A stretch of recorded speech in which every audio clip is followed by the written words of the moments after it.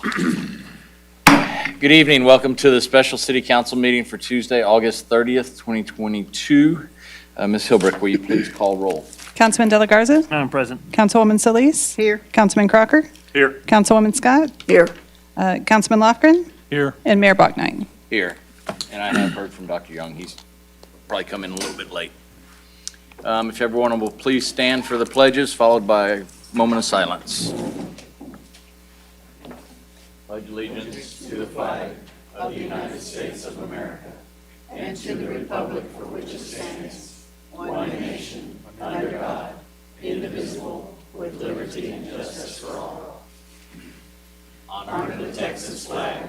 I pledge allegiance to thee, Texas, one state, under God, one and indivisible.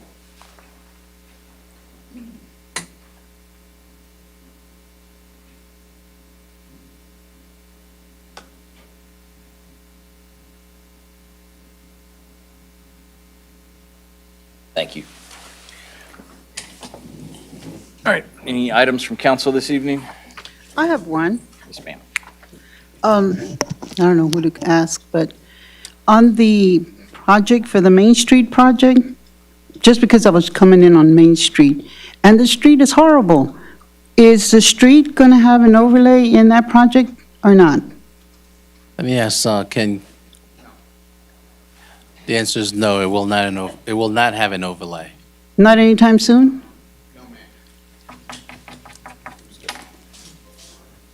Main Street nor Bridge Street is included in any of the plans to overlay or reseal at this time.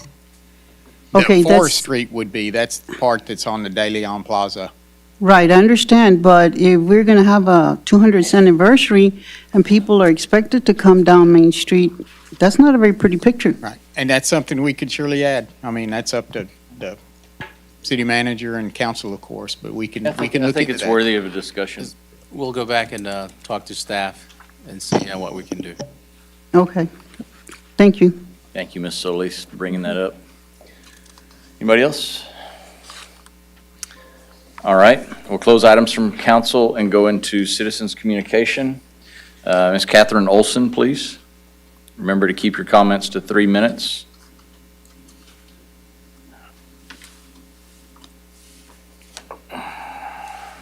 Good evening, Mayor and members of the council. My focus here today is the library as it relates to the hearts and minds of our community's children. Did you know under the library's guidelines, a 12-year-old is a young adult? MRI studies have made it possible for scientists to watch the rate at which the brain matures and have discovered the male brain doesn't fully develop until age 25. For women, it's 21. The last part of the brain to mature is the part that controls complex thinking, decision-making, impulse control, and personality. So you can see the problem with calling a 12-year-old a young adult. When you put explicit, obscene, and graphically sexual content as defined by the Texas Penal Code 4321 in front of these young minds under the guise of education, you're grooming them to be accepting of ideas that could destroy their lives. Sexual addiction and confusion go hand in hand with early exposure to nakedness, often escalating continually to satisfy the growing addiction. It can also lead to failed or dysfunctional sexual relationships, including but not limited to abuse. A more serious concern is the fact that in some school districts, children are counseled about gender reassignment by the school counselors, followed up by acquiring puberty-blocking male order hormones, all without the knowledge and consents of the parents. We are not there yet, but we must hold the line and protect our children from this great evil. Having materials on the shelves of our libraries, these materials on the shelves of our libraries is an invitation down a road that is confusing and dangerous. Sexual content is not okay for children. Recently, it came to my attention that in order to normalize pedophilia, there is an effort to rename pedophiles minor attracted persons.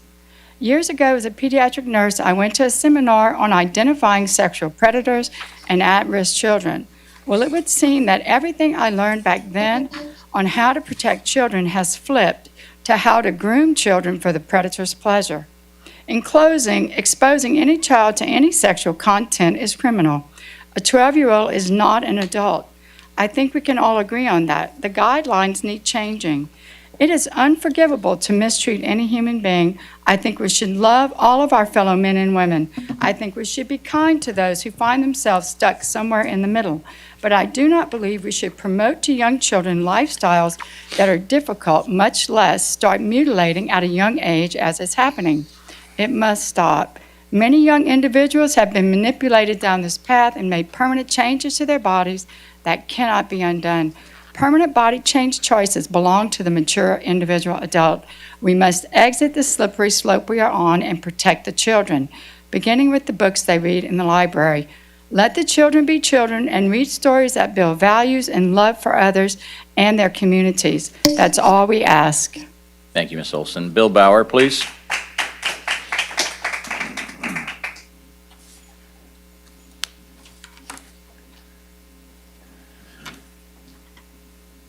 Hello.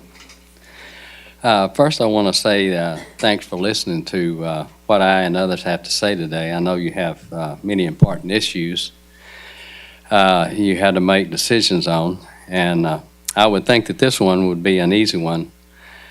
But what I don't understand is how it can be clearly stated in these meetings, and the ones that I've attended a few, that the purpose for addressing you and the library board is to make you aware that there are books that children and youth come across in the library that are obscene and at best inappropriate and should be placed where they're not so easy to stumble across in a designated area.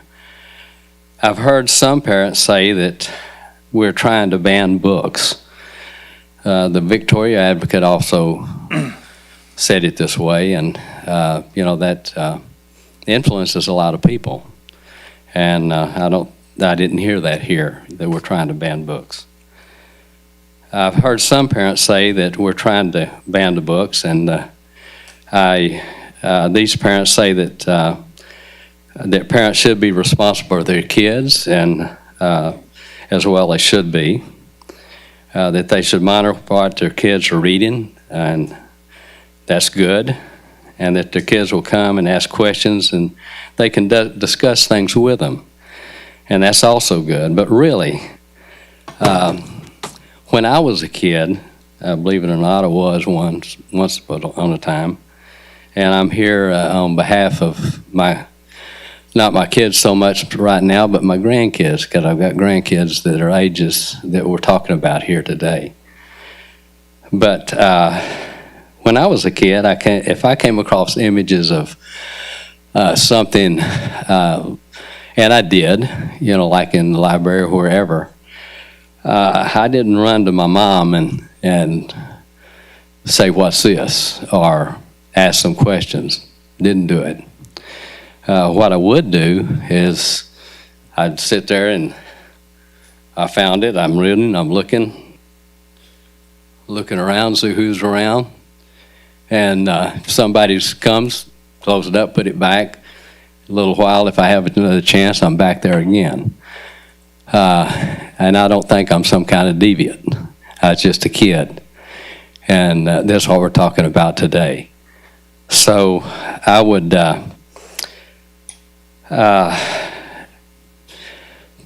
time to go, I'd put it away, go home, come back another time. Guess what I'd be looking for? That book. And looking to see maybe if there's some more too. All right, thank you, Mr. Bauer. If you could wrap that it up it? just real quick. Yes, sir. Okay, well, I just wanted to say that there are, these images stay with the kids. And there are inappropriate books that not have been selected in the first place, and definitely not placed where they could be readily picked up by innocent children. Thank you. Thank you. Brenda Brooks, please.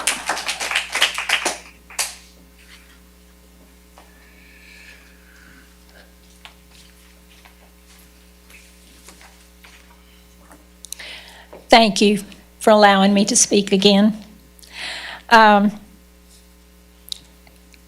Why are our children suffering from anxiety? And what is anxiety? Apprehension and worry, often accompanied by physical symptoms. Nausea is often a result, as well as chest pains and shortness of breath. X-rated stimuli, is it affecting our children? Causing inner turmoil and feelings of dread? Emotions, which are characterized by unpleasant state of inner turmoil? Triggers, which cause imagined threats to their safety and their well-being? Yielding to sleep difficulties, such as problems in falling or staying asleep? What are we doing to our children? Who is accountable? If not us, then who? I don't know if y'all have heard about all the children that are having anxiety these days. Some of them are even having to get service dogs to help settle them down because they're seeing way more than they should see as children. Will the day come that we will be held accountable for what we have allowed to influence the generations to come? Mayor, city council members, and concerned citizens, the books in our library are just the tip of the iceberg when it comes to the battle for the well-being of our children, but it is a start. And it's time that we stand up and that we start taking steps to protect our future generations from those things that will eventually cause them to self-destruct. What is your part? What is my part? As for me, I have a voice, and I will use it. My intentions are simply to do my part, to help protect our children from the physical, emotional, mental, and spiritual pain that this present society is inclined to attempt to inflict upon them. I end with this quote from St. Matthew. But whosoever causes one of these little ones who believe in me to stumble, it would be better for him to have a heavy millstone hung around his neck and to be drowned in the depth of the sea. Thank you for hearing me. Thank you, Ms. Brooks. Mr. Fisk?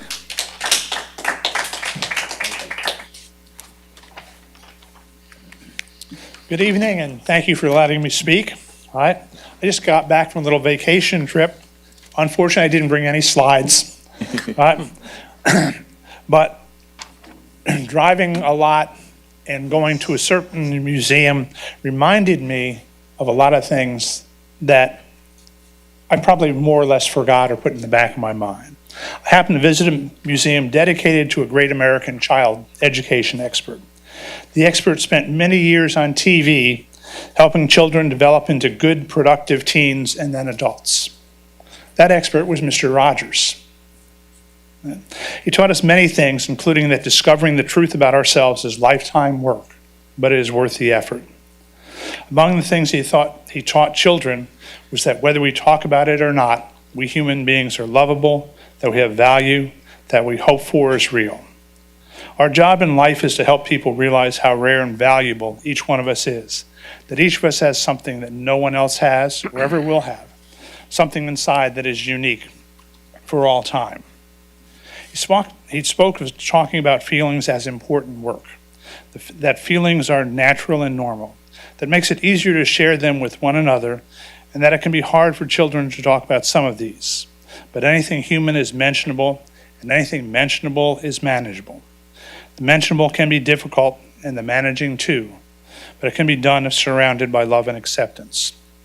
We need to be able to talk to our children and the things they want to talk about. They have to feel that their thoughts are valued if we want them to be free and open enough to have the important conversations. Childhood isn't something that we just get through. It's a big journey. It's one we have all taken. Most likely, though, we have forgotten how much we had to learn along the way about ourselves and others. So provide your children with the tools they need to become responsible adults.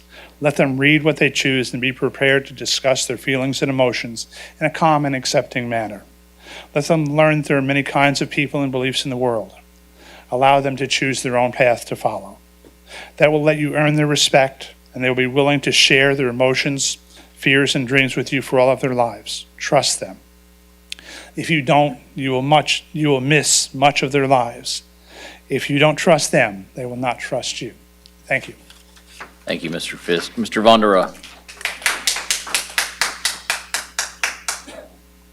Good evening, Mayor, Council. Just wanted to thank Jesus for lowering the property taxes. I appreciate it very much. And there's a problem. I don't want to call them stray dogs or owned dogs. You know, these dogs belong to someone. And for the last month, you know, the pit bull from trailer 27 been running loose, and animal control hasn't been doing their job. And I did report it to the Commissioner's Court, and I was told that there's 9 dogs for dog abuse cases in the kennels. So from 6 months to 1 year, that's how long the court case is going to take. So they're not picking up dogs anymore unless it bites you or something. So I was wondering, you know, if they could take the dogs to the commissioner's house, you know, and let them stay there, you know, so they can make room for these dangerous dogs that's running around, because they don't relate to me because they live in the county, and most of these loose dogs are in the city, you know. And I decided to stop calling the police, and past, I let the police handle the dogs, but that's not their job. So I'm gonna let animal control handle it. And I would just like, you know, some, you know, just show some concern. They just act real indifferent, and they don't want to do their job. And I'm talking about management. You know, that's the problem, not the new hires or anything. And this, there's a picture of 2 pit bulls, or one I was told was a part pit bull, and they're running around on George Street in the Paga beer joint. There's 2 of them, and there's some pit bulls at Christ Kitchen. Someone needed a ride there, and I gave them a ride to Christ Kitchen. There's pit bulls and loose dogs all around Christ Kitchen, and no one's doing anything about it. And they have this policy right now, they're not picking up dogs. And also, if a dog bites you, you have to sign a dangerous dog affidavit. Animal control don't work with you anymore. You have to go to the municipal court and to the appropriate JP court. That way, they can't move it or shuffle it from court to court. And just recently, there is a dog attack on a 5-year-old. And on the comment below, it said there was like 15 loose dogs in that area. It was around the Odom area. And I just wanted to let people know that there's a lot of loose dogs, and animal control isn't doing their job, and they really need to improve. Thanks, and have a good day. Appreciate it. Vonderoy. Ms. Lauren Flake.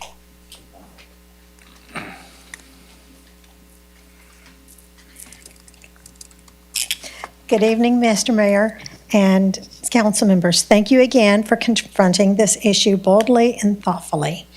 We have heard repeatedly that parents must monitor their children as they're searching the library shelves for their next adventure story. I would estimate that as a child, I might have looked through 5 to 10 books for every one I checked out. Because I always checked out the maximum number, I potentially looked through 50 books every visit. If a parent has 2 or 3 children in the library with them, how could they possibly monitor every book that each one of their children touch? We have also been told that parents must sign for the books that their children check out. This is absolutely incorrect. It is a lie, if you will. Parents do indeed sign the application for their children to receive their own library card. After that, the child does not need the parent's approval for checking out any material. In addition, we heard a few weeks ago about how difficult it was to find the books in the library, the ones in question.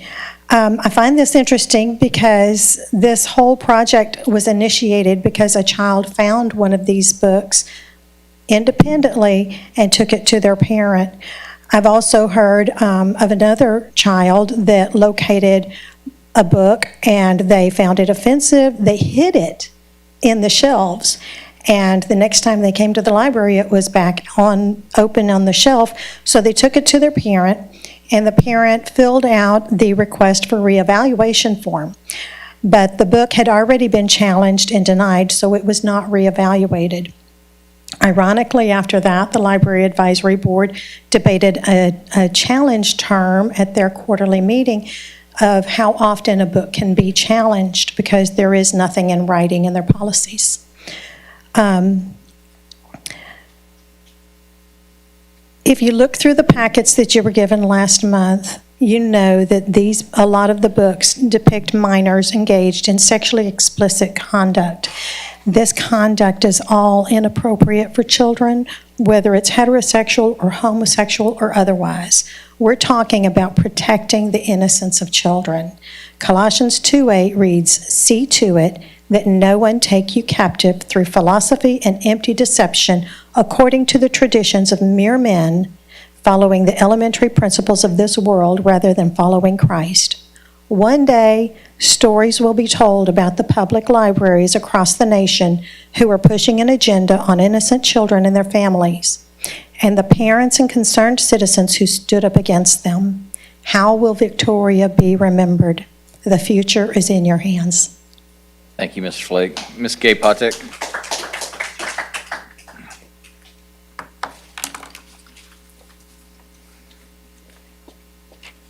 Greetings. I want to say thank you for having an open discussion about the library collection policy at the last City Council meeting. Thank you, Mr. Mayor, for all you are doing to move us closer to a solution. I appreciate it. Mr. Crocker, I appreciate what you had to say. There are millions of books out there, and not all of them are in our library. And the legal opinions do look to community standards, and that we need to have a discussion about what books we do want in our library. Thank you. Ms. Solis, I appreciated your comments that you would like to see some changes going forward in a joint effort between the Library Board and the City Council. Thank you. Mr. De La Garza, you agreed with Mr. Crocker and Ms. Solis, and I'm sure others on what they had to say, and you encouraged us to find a solution. Thank you. Mr. Lofgren, what can I say? Thank you for being willing to have the conversation. I appreciate it. Dr. Young, I love that you said you don't see preteens as young adults. You perceive young adults as college age, and so does the MIT EDU. You also made the comment that maybe we needed more classifications in the library. And Mr. Laughlin, I believe you said that too. I know it was stated that we don't have set ages in sections of the library, but you can see the ages in the card catalog. And according to the American Library Association, young adults are considered to be between the ages of 12 and 18. Ms. Scott, I loved what you said as well. You would like to see some changes going forward. The facts of human reproduction has not changed since the caveman. Right now, our collection policy is a one-size-fits-all. A separate policy for children and youth would be good. The policy now is too broad. I couldn't agree with you more. I was going to say thank you, Mr. Garza. He's done this to me before, where he's not been here, but is it Etienne, Mr. Etienne? Etienne. Etienne, thank you. And Mr. Farrell, and Ms. Lacey, and Ms. Capone. Thank you also to the Library Advisory Board for all your hard work. I believe there is a solution out there, and I believe we will find it. The final thing I want to say is I'm not fighting anyone or any group about this issue. I am fighting for my grandchildren and for future generations to be able to make good decisions based on truth. Thank you for your time. Thank you, Ms. Patek. Stan Rinke.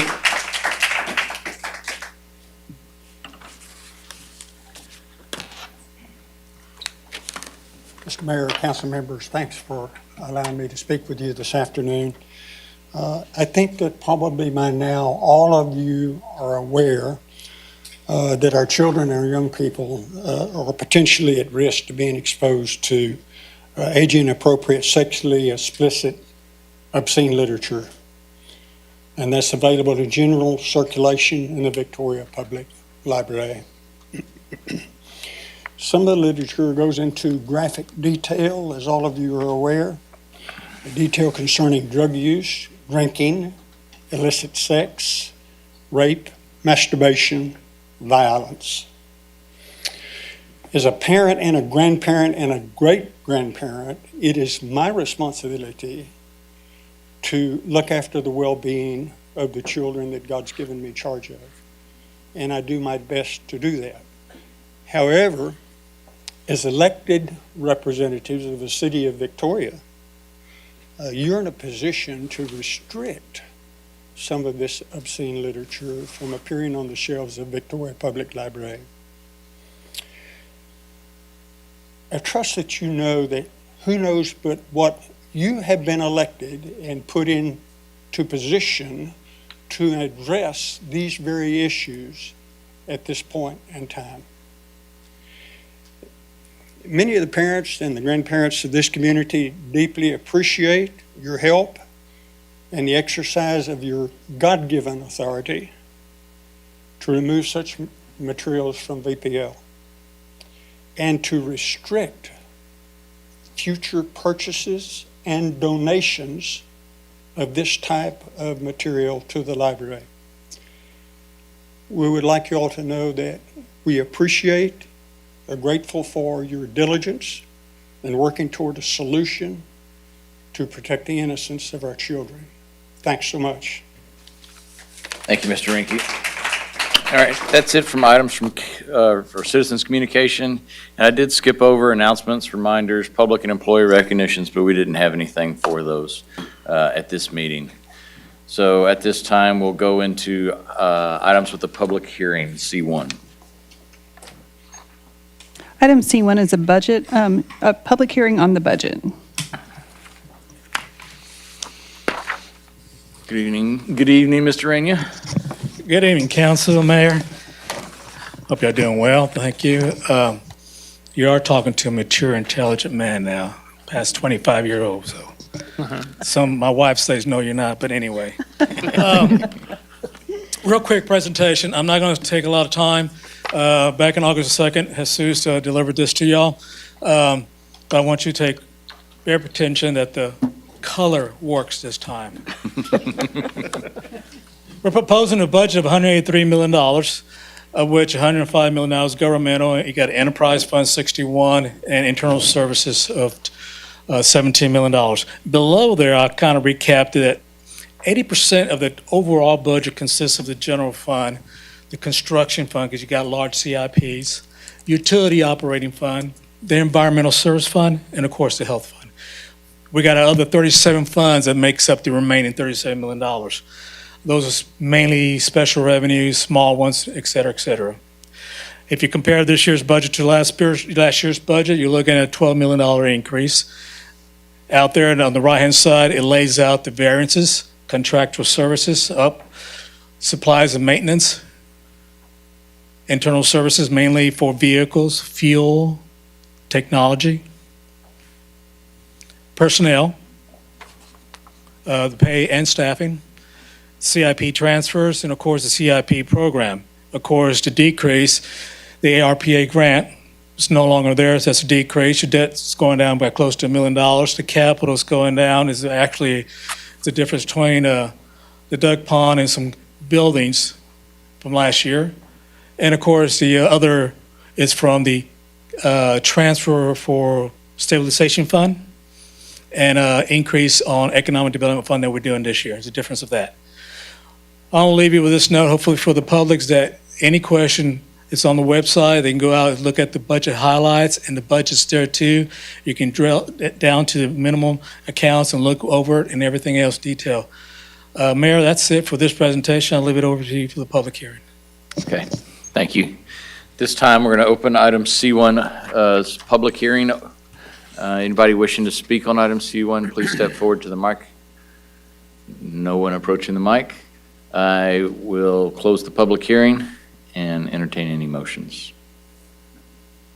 Do you want me to read item, that is later on, that this is actually just a public hearing, the actual Oh, okay, item? I'm sorry. You're Would you right. like for me to read it now and vote now? On which one? It's actually down in the action items, so it would be item E1. I could read it now if you wanted to go ahead and vote. I will just finish these two public hearings Okay. first. Thank you for keeping me straight. Okay, so item C2 is a public hearing on the 2022-2023 City of Victoria tax rate. I just have one slide presentation here. I want to recap a couple of points, especially maybe correct some items that were published in the Victoria Advocate. I don't blame them for it because it kind of is very technical if you don't understand the whole situation. But basically, the city is proposing to lower its tax rate by 3 cents from prior years of 58.82 to the current proposal of 55.82. Now, the third part, which a lot of people forget, and I know everybody in council knows about it, that you have the old terminology like old man like me used to use, the effective tax rate. Now you got a no new rate tax rate, which basically says to the public, this is a tax rate that would generate the same amount of revenue you did in the previous year. That's all it does. The flaws with that is that, well, okay, then my fuel didn't go up. My dollar stayed constant for the whole year. So there's a little give and take there. Now, the effective tax rate, or the no new rate tax rate, is at 54.61. Compare that to the proposed tax rate. It's higher. The proposed tax rate is higher by 1.21 cents. Or that 2% you saw in the paper. Why that 1 cent? As you recall, Council, one of our strategies financially, especially on the CIP, is try to redeem some bonds so we can accommodate future bond debt capacity down the road where we need it, where our CIP plans are. Well, in this budget, we have $500,000 redemption. Guess what? That's a penny and some change. That's that penny that's causing this whole deal. So for the public purposes, what we're doing here is that we're paying off the credit card a little earlier than normal. And it's a good strategy. This is our second year in a row we've done this. What happens here, we allow us to, down the road, to accommodate some more bond capability when we start looking at our CIP maybe 3, 5, 6 years down the road. So we don't use it all up at one time. Does that make sense? Yes. Other than that, Council, the last comment, the carryover tax rate, this is the last third year. We left about .0013 on the table, so we didn't take advantage of that. But anything else, that's all I have for this public hearing, sir. Thank you. At this time, I'll open the public hearing for item C2. Anybody wishing to speak on this item, please step towards the mic. Seeing no one come forward, we will close the public hearing and move on to action items. Oh, I'm sorry, the consent agenda. Yes, sir. Item D1 on the consent agenda is a resolution authorizing the formation of the Victoria Public Facility Corporation. I move to adopt. Second. Got a motion and a second to approve the consent agenda as presented. All those in favor say aye. Aye. Those opposed, same sign. Motion carries. Now, action items. Item E1 is an ordinance approving and adopting a budget for the fiscal year beginning on October 1st, 2022, in the amount of totaling $183,131,658. I move that we adopt a budget of $183,131,658 as presented. I second it. Thank you. I got a motion and a second. Is there any discussion? I just want to say thank you, Gilbert, to you and the rest of the staff. I know this is not just an overnight process to get to the budget. A lot of time and effort and thought has gone into it, and we appreciate all that hard work to get to it. No, I thank you too, our staff here too. Yeah. Hopefully it continues to get better. And thank you, Jesus, for lowering the tax rate. You caught that too. All right. Got a motion and a second. All those in favor say aye. Aye. Those opposed, same sign. Motion carries. E2.